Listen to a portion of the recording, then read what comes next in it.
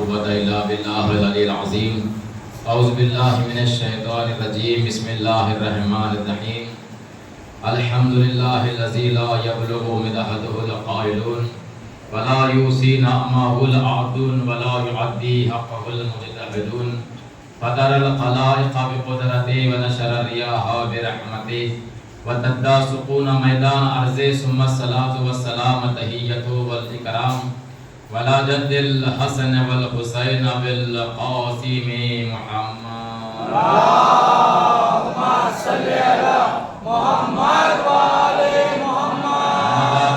فقد قال الله تعالى وتبارك في القرآن الكريم وهو أصدق الصادقين وهو قوله الحق بسم الله الرحمن الرحيم والفجر وليال عشر والشفع والوتر صلوات علی محمد علی محمد. اللهم صل على محمد وآل محمد. عزیزان محترم، بزرگان ملت، بھائی دوستو، سورہ فجر کی ابتدائی آیت کی تلاوت کا شرف حاصل کیا کہ جس میں خالق کائنات فجر کی قسم کھاتے ہوئے ارشاد فرماتا ہے کہ والفجر، مجھے قسم ہے فجر کی، ولیال عشر، اور 10 راتوں کی قسم ہے، والشفع والوتر، 2 کی قسم اور 1 کی قسم. گزشتہ تقریر میں ہم نے آپ کی خدمت میں یہ عرض کیا کہ امام جعفر صادق علیہ السلام اللهم صل على محمد وآل محمد. امام فرماتے ہیں کہ جو انسان اپنے واجب اور نوافل مستحب نمازوں میں سورہ فجر کی تلاوت کرتا ہے تو اللہ اسے عظیم مرتبہ عطا کرتا ہے. اور امام کا حکم بھی ہے، امام فرماتے ہیں کہ اپنے واجب اور مستحب نماز میں سورہ فجر کی تلاوت کرو. صحابی نے سوال کیا کہ کیوں پڑھے؟ کہ سورہ فجر کا دوسرا نام سورہ حسین ہے. اب یہاں پہ امام نے فرمایا کہ جو انسان سورہ فجر کی تلاوت کرتا ہے تو اللہ اسے امام حسین کے ساتھ مشہور کرے گا. اب یہاں پہ صحابی سوال کرتا ہے کہ مولا آپ نے فرمایا کہ سورہ فجر کا دوسرا نام سورہ حسین ہے، سورہ فجر کا دوسرا نام کیا ہے؟ سورہ حسین ہے. تو صحابی نے سوال کیا کہ مولا یہ بتائیے کہ سورہ فجر کا دوسرا نام سورہ حسین کیوں ہے؟ تو امام نے فرمایا کہ کیا تو نے سورہ فجر کی آخر کی آیت تلاوت، آخر کی آیتوں کی تلاوت نہیں پڑھا سورہ فجر کو؟ تو اس نے ہاتھوں کو جوڑا کہ مولا ہمارے ذہن میں نہیں ہے، آپ ارشاد فرمائیے کہ سورہ فجر کو سورہ حسین کیوں کہتے ہیں؟ امام نے فرمایا کہ سورہ فجر کی جو آخری آیت ہے جہاں پہ خالق ارشاد فرماتا ہے یا ایھا النفس المطمئنہ ارجعی الی ربک راضیۃ مرضیہ، اے نفس مطمئنہ اللہ کی بارگاہ میں پلٹ آ. تو امام جعفر صادق نے فرمایا اس پوری کائنات میں نفس مطمئنہ سے مراد کوئی اور نہیں ہے، نفس مطمئنہ سے مراد میرا جد حسین ابن علی ہے. نعرہ حیدری علی بآواز بلند تر صلوات. اللهم صل على محمد وآل محمد. سورہ فجر کا دوسرا نام سورہ حسین ہے. فرمایا کہ سورہ فجر کی تلاوت کرو، سورہ حسین کی تلاوت کرو، اللہ مشہور کرے گا قیامت میں کس کے ساتھ؟ امام حسین کے ساتھ. اچھا، اس بات کو ذہن میں رکھیے کہ جو انسان اپنے واجب نمازوں میں اور مستحب نمازوں میں سورہ فجر کی تلاوت کرتا ہے اللہ کرے گا کیا؟ قیامت میں امام حسین کے ساتھ مشہور کرے گا اس بندے کو جو سورہ فجر پڑھتا ہے. اس بات کو ذہن میں رکھیے. صدام کا زمانہ ہے. صدام کون نہیں جانتا صدام کون ہے؟ شیعوں کا قاتل ہے صدام، بڑا ظالم اور جابر بادشاہ ہے عراق کا، اور اس نے کئی شیعوں کو قتل کیا، شہید کیا، کئی علماء کا قاتل ہے، کئی مراجع کا قاتل ہے. اس کے بارے میں کہنے کی ضرورت بھی نہیں کہ کیا ہے. وہ بڑا جابر اور ظالم بادشاہ تھا صدام حسین. نام حسین تھا لیکن بڑا ظالم تھا. اس کے زمانے میں صدام نے 3 شیعوں کو گرفتار کیا. گرفتار کرنے کے بعد اس نے سوال کیا، پہلے شیعہ سے سوال کیا. میں نے کیا کہا؟ اس بات کو ذہن میں رکھیے کہ جو انسان سورہ فجر کو پڑھتا ہے اللہ قیامت میں امام حسین کے ساتھ محشور کرے گا، اٹھائے گا، بلائے گا، امام حسین کے ساتھ آ کے کھڑا کر دے گا جو سورہ فجر پڑھتا ہے۔ لہذا اپنی زندگی میں ضرور بضرور ایک نہ ایک دن کسی بھی نماز میں سورہ فجر کو پڑھا کرے، یاد نہیں ہے دیکھ کے پڑھا کرے، کوئی کسی بھی نماز میں۔ کیوں؟ اس لیے کہ امام حسین کے ساتھ اللہ محشور کرے گا، اس کو ذہن میں رکھیے۔ صدام نے 3 شیعوں کو گرفتار کیا۔ اب پہلے شیعہ سے صدام سوال کر رہا ہے، کیا سوال کر رہا ہے؟ اچھا یہ بتا، تو حسین کو مانتا ہے کہ مجھے مانتا ہے؟ حسین افضل ہے کہ میں افضل ہوں؟ پہلا شیعہ جواب دے رہا ہے، کیا جواب دے رہا ہے؟ کہ میں حسین کو مانتا ہوں، تجھے نہیں مانتا۔ حسین افضل ہے، تو افضل نہیں ہے۔ تو کیا کیا؟ سپاہیوں کو حکم دیا، سپاہیوں نے اس پہلے شیعوں کے بدن کو چھنی چھنی کر دیا، گولیوں سے مار دیا، شہید کر دیا۔ اب دوسرے شیعہ سے صدام نے سوال کیا، اچھا یہ بتا، میں افضل ہوں یا حسین افضل ہے؟ مجھے مانتا ہے یا حسین کو مانتا ہے؟ پہلا انجام دیکھا نا، پہلا انجام دیکھا کہ جس نے یہ کہا کہ میں حسین کو مانتا ہوں تو قتل کر دیا، شہید کر دیا۔ تو دوسرے شیعہ نے کہا کہ میں تجھے مانتا ہوں، صدام سے کہا کہ میں تجھے مانتا ہوں، حسین کو نہیں مانتا، شیعہ تھا، چھوڑ دیا اس کو۔ اب تیسرے شیعہ سے سوال کیا، اچھا یہ بتا کہ تو مجھے مانتا ہے، حسین کو مانتا ہے، حسین افضل ہے کہ میں افضل ہوں؟ تیسرے شیعہ نے کہا کہ میں حسین کو مانتا ہوں، تجھے نہیں مانتا، حسین افضل ہے، تو افضل نہیں ہے۔ کیا کیا؟ گولیوں سے اس کے بدن کو چھنی چھنی کر دیا، بھون دیا، اس کا سارا بدن گولیوں سے بھر دیا، شہید ہو گیا۔ اب جو دوسرا مومن تھا نا، جو خوف کے عالم میں ڈر کی وجہ سے کہہ دیا کہ میں حسین کو نہیں مانتا، تجھے مانتا، روتا روتا روتا امام حسین کے روزے میں گیا، بیٹھ گیا، روتے روتے اس نے کہا کہ مولا مجھے معاف کریے گا، میں ڈر کی وجہ سے میں نے کہہ دیا کہ میں آپ کو نہیں مانتا، صدام کو مانتا ہوں، مولا مجھے معاف کریے۔ اور مسلسل امام حسین کا نام لے کے واسطے دے دے کے دعا کرتا تھا کہ میں مولا میں بڑا گنہگار، میں نے بڑا گناہ کیا، آپ مجھے معاف کریے۔ 2-4 دن گزر گئے، اب روتے روتے ایک دن سو گیا۔ جب سو گیا وہ خواب دیکھ رہا ہے، جس نے ڈر کی وجہ سے کہہ دیا کہ میں صدام کو مانتا ہوں، امام حسین کو نہیں مانتا۔ خواب دیکھ رہا، کیا خواب دیکھ رہا؟ امام حسین روزے کے باہر کھڑے ہوئے ہیں، 2 جنازے آئے۔ پہلا جنازہ کس کا تھا؟ جس سے صدام نے سوال کیا کہ حسین افضل ہے، میں افضل ہوں۔ امام حسین نے جب پہلا جنازہ آیا تو امام حسین نے کہا کہ اس مومن کو وہاں دفن کرو جہاں شہداء کے لاشیں ہیں، اس جگہ دفن کرو۔ خادمین نے اس کے جنازے کو لیا، جہاں شہداء کے لاشیں ہیں نا، جہاں دفن ہے شہداء کے لاشیں، اس جگہ پہ دفن کر دیا۔ اب وہ خواب میں دیکھ رہا ہے، کیا دیکھ رہا ہے؟ دوسرے مومن کا جنازہ آیا۔ اب خادموں نے سوال کیا کہ مولا اب اسے کہاں دفن کریں؟ امام حسین نے کہا کہ اسے وہاں دفن کرو جہاں میرا روزہ ہے، روزے کے اندر دفن کرو۔ اب جو مومن تھا، جو ڈر گیا تھا، ڈر کی وجہ سے اس نے کہہ دیا کہ میں حسین کو نہیں مانتا، صدام کو مانتا ہوں۔ اب اس نے ہاتھوں کو جوڑا، امام حسین قدموں پہ گر گیا کہ مولا مجھے معاف کریے، مسلسل میں معافی مانگ رہا ہوں، مگر مولا میرا ایک سوال ہے۔ کیا سوال ہے؟ آپ نے دونوں بندے آپ کی محبت میں شہید ہو گئے، چاہے پہلا بندہ ہو یا تیسرا بندہ ہو، دونوں بندے آپ کی محبت میں شہید ہو گئے، لیکن مولا آپ نے فرق کیوں کیا؟ ایک مومن کو کہا کہ جہاں شہداء کی لاشیں ہیں وہاں دفن کرو، اور تیسرے مومن جو آپ کی محبت میں شہید ہو گیا اس سے کہا کہ جہاں میرا روزہ ہے اس کے روزے کے اندر دفن کرو۔ مولا فرق کیوں پیدا ہوا؟ یہ فرق آپ نے کیوں کیا؟ امام حسین نے فرمایا کہ جو پہلا مومن تھا نا، جس سے سوال کیا گیا تھا، صدام نے سوال کیا تھا کہ میں افضل ہوں، حسین افضل ہے، اس نے بتایا کہ حسین افضل ہے، لیکن بتاتے ہوئے اسے انجام کی خبر نہیں تھی کہ اگر میں یہ کہہ دوں گا کہ حسین افضل ہے، اسے پتا نہیں تھا کہ کہنے کے بعد صدام میرے ساتھ کرے گا کیا۔ لیکن چونکہ میری محبت میں شہید ہو گیا ہے تو لہذا اسے وہاں دفن کرنے کا حکم دیا جہاں شہداء کے لاشیں ہیں۔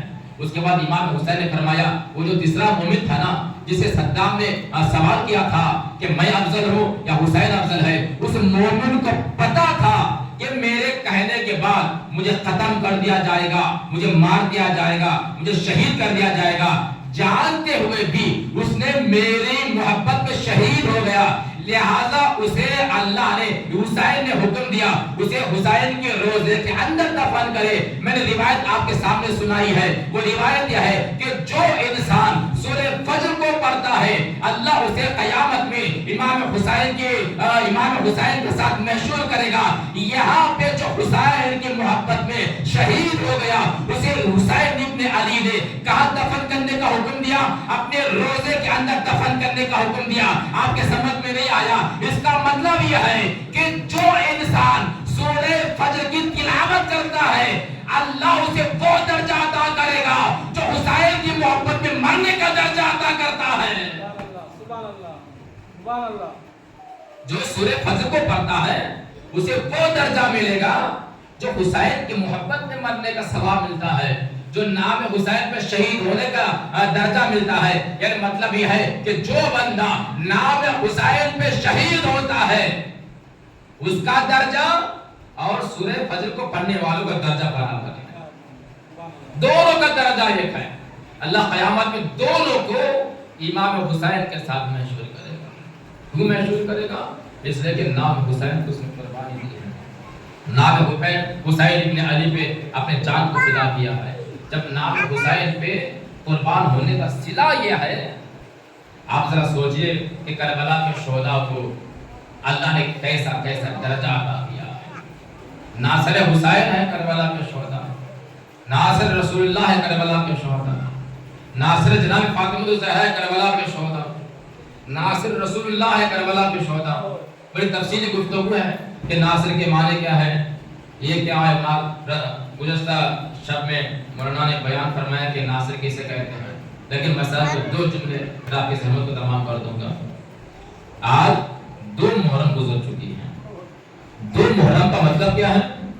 حسین اپنا وطن چھوڑتے چھوڑتے سفر کرتے کرتے ایک ایسی زمین پہ حسین آتے ہیں جہاں حسین کا گھوڑا آگے نہیں بڑھ رہا۔ حسین نے اب لوگوں سے پوچھا کہ زمین کو کیا کہتے ہیں؟ کسی نے کہا اسے شط فرات کہتے ہیں، کسی نے کہا اسے نینوا کہتے ہیں۔ حسین ایک سے پوچھتے جاتے زمین کا نام کیا ہے۔ ایک نے کہا کہ زمین کو کرب اور بلا کہتے ہیں۔ حسین گھوڑے سے اتر گئے اور حسین نے کہا زینب یہ وہ مقام ہے جہاں ہم شہید کر دیے جائیں گے، یہ وہ مقام ہے جہاں اکبر کے سینے میں نیزہ لگے گا، یہ وہ مقام ہے جہاں عباس کے بازو قلم کر دیے جائیں گے، یہ وہ مقام ہے جہاں قاسم کے لاش پر عمل کر دی جائے گی۔ زینب یہی وہ مقام ہے جہاں میرے سر کو قلم کیا جائے گا۔ ایک مرتبہ زینب کی تڑپ رہی تھی، آنسو بہا رہی تھی۔ ایک مرتبہ حسین ابن علی نے آواز دیا زینب گھبرا نہیں، میرے بعد یہ وہ مقام ہے جہاں خیمے جلائے جائیں گے، وہ مقام ہے جہاں سکینوں کو تماچے لگائے جائیں گے، یہ مقام ہے جہاں تمہارے سر سے چادر کو چھینے جائے گی۔ ایک مرتبہ زینب نے سوال کیا بھیا اتنا سب کچھ ہو جائے گا، اتنا سب کچھ ہو جائے گا، کیا میرے نانا کا دین محفوظ رہے گا کہ نہیں رہے گا؟ قرآن محفوظ رہے گا کہ نہیں رہے گا؟ ایک مرتبہ حسین نے زینب کے بازو کو تھاما تو زینب جب ہم قتل کر دیے جائیں گے تمہارا قافلہ دیار بدار پیارا جائے گا، ارے جب ہم لٹ لیے جائیں گے جب ہم ختم ہو جائیں گے نانا کا دین محفوظ ہو جائے گا، قرآن بچ جائے گا، صحرا کا گھر تباہ ہو جائے گا۔ انا للہ و انا الیہ راجعون۔ رضم بضائه وتسلیم علیہ۔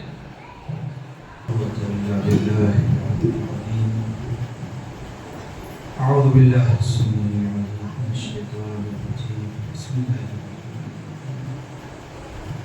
الحمد للہ الذی هدانا لهذا وما كنا للحق ثم الصلاة والسلام والتحیة والإکرام الدائمة على أعدائهم أجمعين بالآن إلى صباح يوم الدين. أما بعد فقد قال الإمام الحسين عليه الصلاة والسلام يا بني إياك والظلم من لم يجد له ناصرا إلا الله.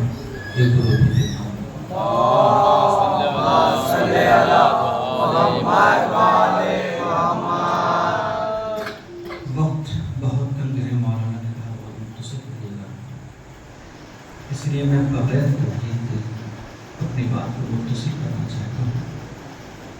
کل ہماری گفتگو پہنچی تھی، کیا تھا؟ حل من ناصر ینصرنا، حل من مغیث یغیثنا کا مطلب کیا ہے؟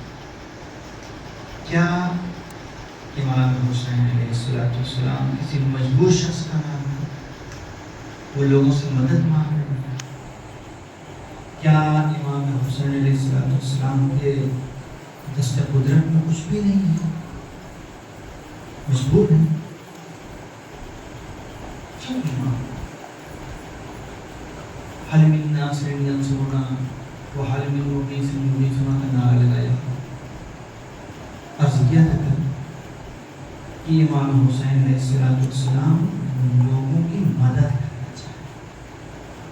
امام ہوتا ہے، وہ دشمن ہے سامنے، بظاہر دشمن سے تراحم نہیں کیا جاتا، لیکن امام کی ہر وقت امام کی فکر میں رہتی ہے یہ بات کہ کسی طریقے سے لوگوں کو ہدایت مل جائے۔ امام ہادی ہے، بشریت کی ہدایت کرنے کے لیے آیا ہے۔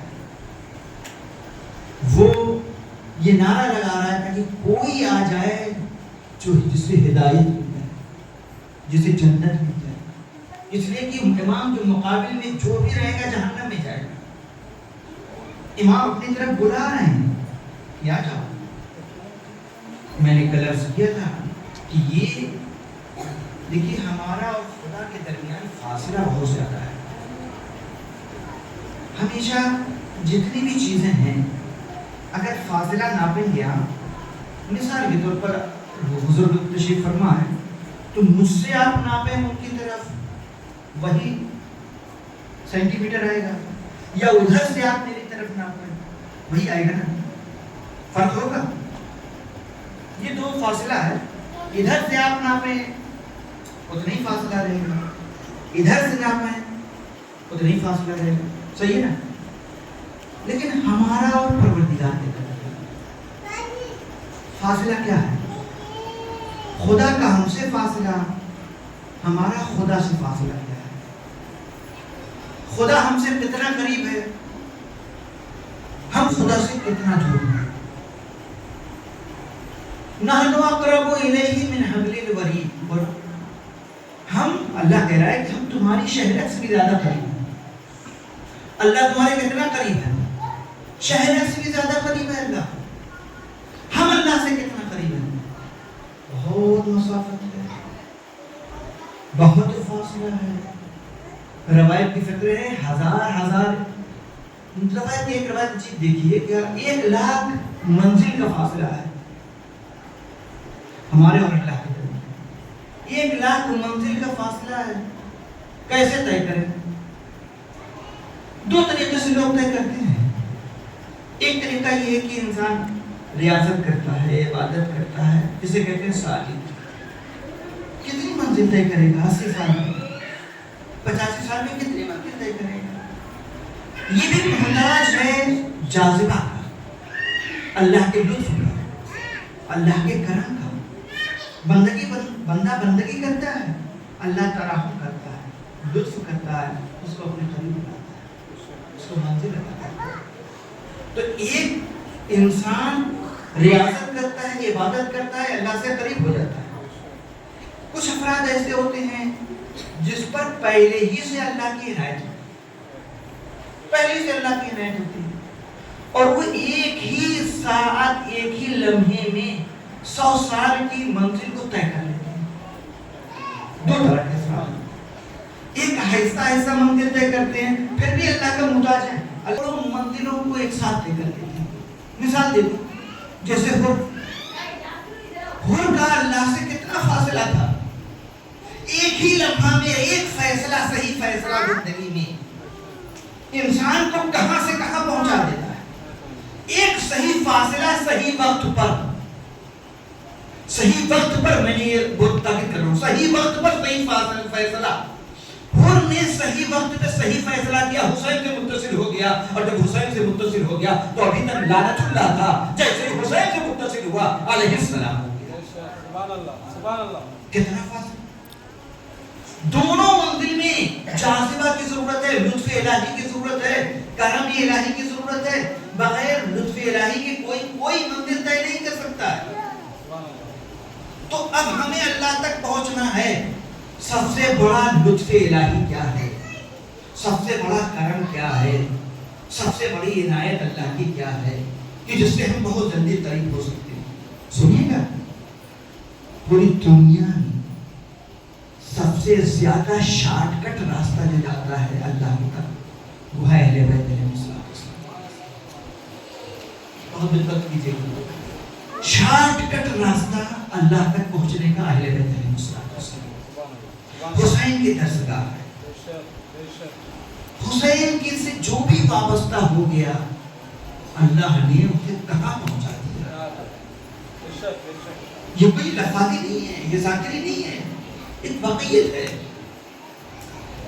آیت اللہ خنساری رحمۃ اللہ علیہ تہران میں نماز پڑھاتے تھے. مسجد سید کی اللہ یا عزیز اللہ نام ہے مسجد، وہاں نماز پڑھاتے تھے.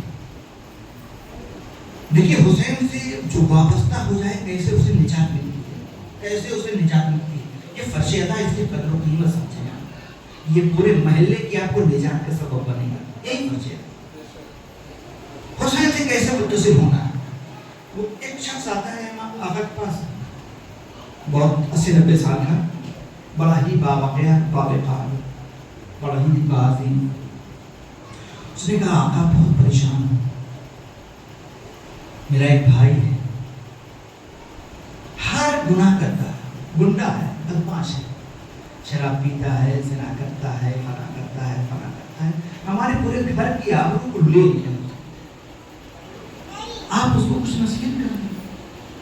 لوگوں نے کہا تھا شادی کر دو صحیح ہو جائے گا. کوئی بیٹی دینے کے لیے تیار نہیں ہے، گنڈے کو بول دے گا. کوئی رشتہ کرنے کے لیے تیار نہیں. آپ اسے نصیحت کر دیں. آقا نے کہا کہ جو صفات تم بیان کر رہے ہو نا، میری نصیحت اس کے کچھ کام نہیں ہے، بیکار. آقا نے سر نیچے کیا. سر نیچے کرنے کے بعد ایک متصور اٹھایا، کہاں ایک راستہ ہے. اور وہ صحیح تھوڑا سا اس کے وہاں رہا ہے. آقا کون سا راستہ ہے، کیا راستہ ہے جس سے میرے بھائی کو نجات مل جائے، میرا بھائی صحیح راستے پہ آ جائے؟ وہ راستہ کیا ہے؟ تو آقا نے کہا کہ ایک راستہ ہے، وہ یہ ہے کہ اس کو لے جاؤ کربلا. کربلا لے جاؤ اور امام کے روضے پہ لے جاؤ. اگر امام کے روضے پہ گیا اور اس کی آنکھ نم ہو گئی تو پھر اس کو تم میرے پاس لے کے آنا، میں نصیحت کروں گا، ٹھیک ہے. لیکن اگر اس کی آنکھ نم نہ ہو پائی تو پھر اس کا کوئی علاج نہیں ہے، اس کو اپنی حالت پہ چھوڑ دو، اس کا کوئی علاج نہیں. بہت اچھی بات. گیا گھر میں سب سے کہا کہ بھائی ایک نسخہ ملا ہے اس کی اصلاح کے لیے. نسخہ یہ ہے کہ اس کو بھیجا جائے کربلا. کربلا لے کے جا رہے تھے، بہت کوشش کی، کسی طریقے سے تیار نہیں ہو رہا تھا، مسکا کر رہا تھا، نہیں تیار ہو رہا تھا. بڑی کوششوں کے بعد تیار ہوا کربلا جانے کا. کہا ہم لوگ کربلا لے کے گئے. اور جب کربلا لے کے گئے ہیں تب بھی مسکا کر رہا تھا. کہا چلو پکنک پر ٹہلنے گھومنے تفریح کرنے چلتے ہیں. کہا تو ہم لوگ حرم کی طرف چل رہے تھے تو یہ ادھر ادھر دیکھ رہا تھا، خالی دکان کی طرف، اس کی طرف، اس کی طرف، یہ توجہ نہیں تھی امام کی طرف، روزے کی طرف اس کی توجہ نہیں تھی. لیکن جب حرم میں گیا ہے، امام کے ذریعے مقدس کو دیکھا ہے تو رو نہیں رہا تھا، فریاد کر رہا تھا، چیخ رہا تھا، نعرہ فریاد. اب کیسا انقلاب آ گیا. خالد ذریعہ کو زیارت کی ہے، ذریعہ کی پورا اندرونی انقلاب آ گیا اس کی زندگی میں. اور پھر کہا اس کے بھائی نے کہ دیکھو امام سے، امام کو چاہتے ہو نا؟ کہا امام کو چاہتا ہوں. کہا امام سے عہد کرو، اب اس کے بعد کوئی گناہ نہیں کروں گا. کہا آقا عہد ہے، اب یہ گناہ نہیں کرے گا، تیری بندگی کرے گا، تیری غلامی کرے گا.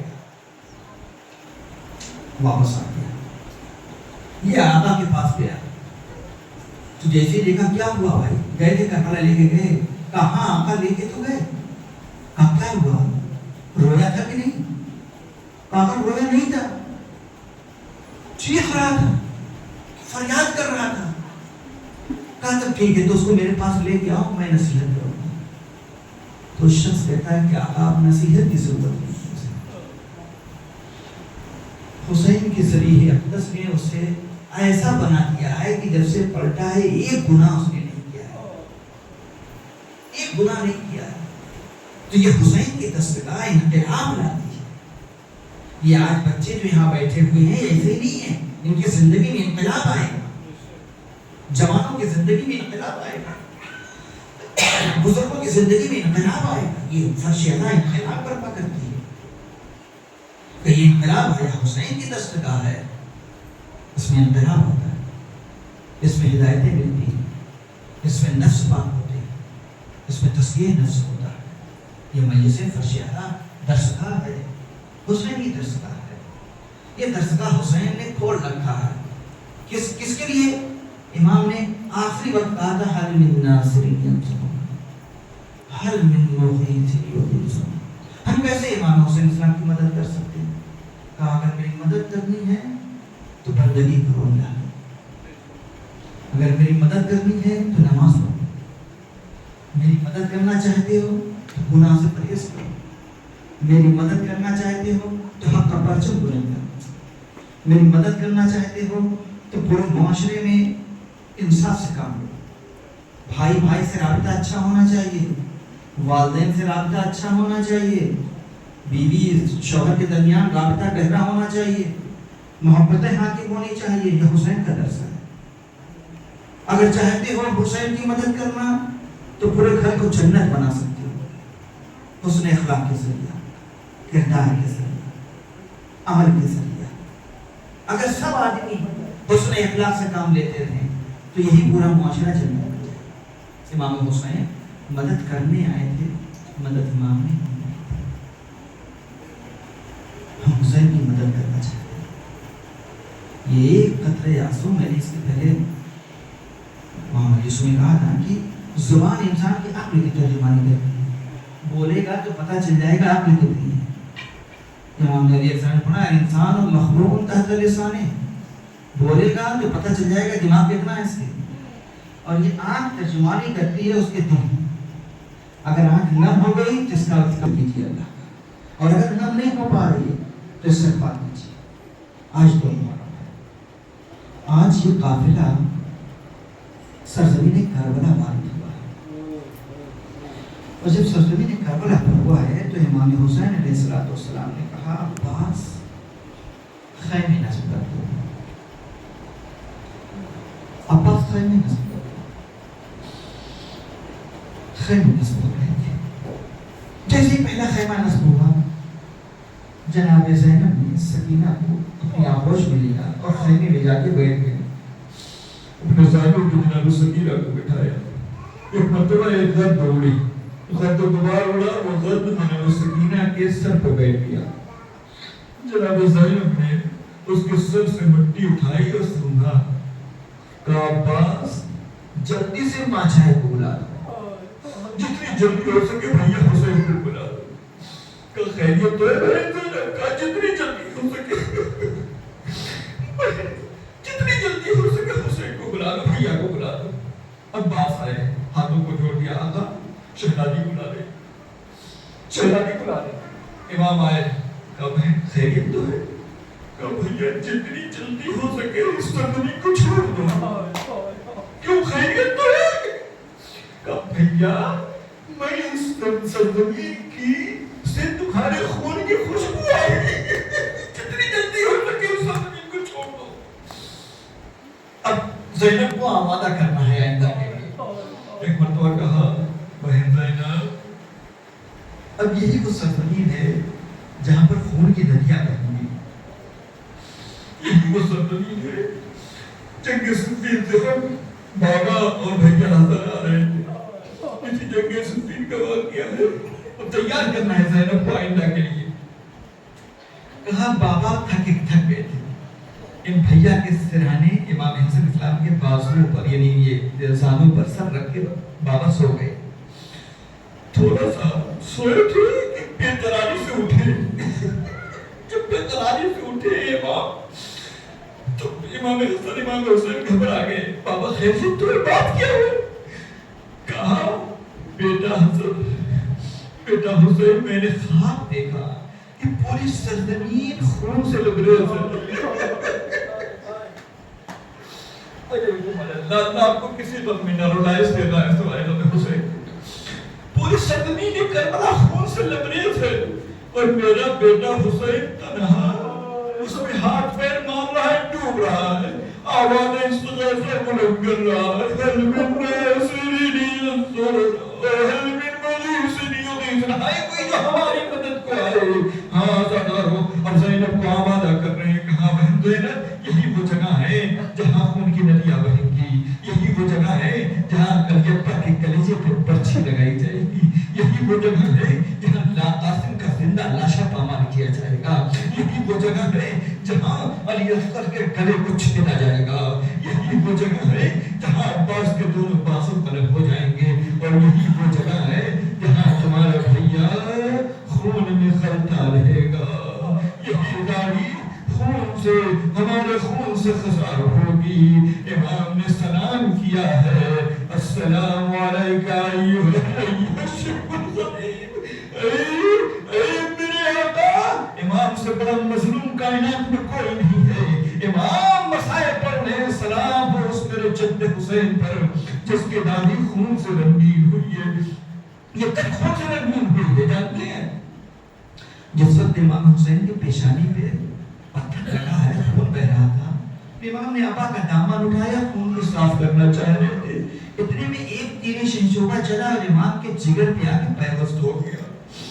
یہ امام اب نکال آگے سے نہیں نکال پا رہے تھے. پیچھے سے ایک مرتبہ کھینچا ہے اور جب کھینچا ہے تو خون کا فوارہ بہنے لگا. اب حسین پھوڑے پہ ڈگمگانے لگے. اللہ دادو زلجنان چھپ گیا تاکہ مولا آرام سے زمین پر آئے. مگر آزادانو زمین پر نہیں آئے. تینوں پر معلق ہو گئے. راوی کہتا ہے کہ جو خون بہ رہا تھا میرا حسین اسی خون سے اپنی داڑھی کو رنگین کر رہا تھا. امام زبان کر رہے کہہ رہے ہیں سلام اس میرے جد حسین پر جس کے خون سے اس کی داڑھی رنگین ہوئی. سلام اس حسین پر جس کے لباس کو اتار دیا گیا ویران کر دیا گیا. سلام اس حسین پر جس کی لاشوں کو پامال کر دیا گیا. سلام اس حسین پر. عجب فطرہ ہے قسم اللہ کہ جناب زینب نے ہر جگہ تحمل کیا ہے. بابا مرے خود امام حسین اسلام نے ہر جگہ تحمل کیا. امام نے کہا تھا مولا کائنات نے کہا تھا بیٹا صبر کرنا. کہا بابا مر گئے صبر کیا. نانا مر گئے صبر کیا. اماں مر گئی صبر کیا. بھیا کے جنازے پہ تیر لگا صبر کیا. میں اس وقت بھی صبر کروں. لیکن ایک وقت حسین جہاں بہت بےتاب ہو گئے. جانتے ہیں کون سا وقت تھا؟ وہ وقت تھا جب امام حسین گھوڑے سے گرے ہیں اور شبر جو ہے خیمے کی طرف حملہ کرنے والا. امام نے اس وقت کہا السلام علیکہ. سلام ہو میرے جد حسین پر جنہوں نے بلند آواز سے گریہ کرنا شروع کیا. اور وہ کون سا وقت تھا جب میرا حسین بلند آواز سے گریہ کر رہا ہے مقتل میں لیٹا ہوا ہے اور اپنے مقتل میں لیٹ کے آواز دے رہا ہے اے شیم ارے اب تو اگر دین نہیں رکھتا ہے تو کم سے کم جوان مرد ہو جا. میری موجودگی میں خیمے پہ حملہ نہ کرنا. میں اپنے بہنوں کو میں اپنے شہزادیوں کو اس طریقے سے بے رضا نہیں دیکھنا چاہتا. جب وہ مقام تھا جہاں حسین تحمل نہ کر سکے بلند آواز سے رونے لگے. میں کہوں گا ہاتھوں کو جوڑ کر آقا آپ کربلا میں شہید ہو گئے مگر ذرا سید سجاد سے پوچھئے جنہوں نے بازار کوفہ و شام میں شہزادیوں کی تشکیل دیکھی. شہزادیوں کو بے نقرہ و چادر ہر جگہ پھرایا گیا اور امام دیکھتا رہا. وَسَيَعْلَمُ الَّذِينَ ظَلَمُوا أَيَّ مُنقَلَبٍ يَنقَلِبُونَ. خدایا تجھے واسطہ محمد اور آل محمد کا ہمارے اس مختصر سے بیان کو مختصر سی عبادت کو قبول فرما. خدایا جتنے یہاں آئے ہوئے ہیں فرش اعلیٰ پہ بیٹھے ہوئے ہیں، خواتین ہیں، مرد ہیں، پروردگار تجھے واسطہ حسین کا ان کی عاقبت بخیر فرما۔ خدایا الہی آمین بلند آواز سے بولیے۔ اور مصائب کے بعد فرش اعلیٰ پر دعا مقبول ہوتی ہے۔ آپ کے دل میں جو حاجت ہے وہ اپنی مانگیے گا، ضرور مانگیے، یہاں دعائیں مقبول ہوتی ہے۔ یہ میں نے عرض کیا تھا، یہ آنسو ہے، دل کی ترجمانی ہے، اور ایسے میں دعا مانگنا اللہ کی بارگاہ میں بڑا پسند ہے۔ خدایا تجھے واسطہ محمد اور آل محمد کا مومن جو اس دنیا سے جا چکے ہیں ان کے مغفرت فرما۔ خدایا یہ جو جوان بیٹھے ہوئے ہیں ان کے دین پر عمل کرنے کی ان کو توفیق عطا فرما۔ خدایا ہمارے جوانوں میں غیرت عطا فرما، ہماری عورتوں میں حیا عطا فرما، ہمارے بزرگوں میں وقار عطا فرما، ہمارے علماء میں زہد و تقویٰ عطا فرما۔ خدایا تجھے واسطہ حسین قریب کر، یہ جو فرش اعلیٰ بچھا رہے ہیں، جو بانی ہیں جناب محسن صاحب، پروردگار ان کو صحت و سلامتی عطا فرما، ان کے رزق و روزی، محسن علی وکیل صاحب، خدایا ان کو صحت و سلامتی عطا فرما، ان کے رزق و روزی میں برکت عطا فرما، ان کے مرحومین کی مغفرت فرما۔ یہ بہت بڑا لطف ہے، اس بستی میں چراغ جل رہا ہے، خدایا چراغ جلانے والے کا چراغ ہمیشہ آباد رکھے، ان کے گھر کو آباد رکھے۔ خدایا جن کی گوڑیں آباد نہیں ہیں ان کی گوڑ کو آباد فرما۔ خدایا ہمارے بزرگوں کے گناہان کبیرہ و صغیرہ کو معاف فرما۔ خدایا تجھے واسطہ محمد اور آل محمد کا فرش اعلیٰ بچھانے کی توفیق عطا فرما۔ خدایا تجھے واسطہ محمد اور آل محمد کا ہم سب کو حقیقی حسین کا آزادار قرار دے۔ خدایا تجھے واسطہ محمد اور آل محمد کا بڑے ہی ادب و خلوص سے پروردگار کی دعا کہہ رہا ہوں، پروردگار صاحب اعلیٰ حضرت عصر امام زمان اللہ تعالیٰ شریف کی بارگاہ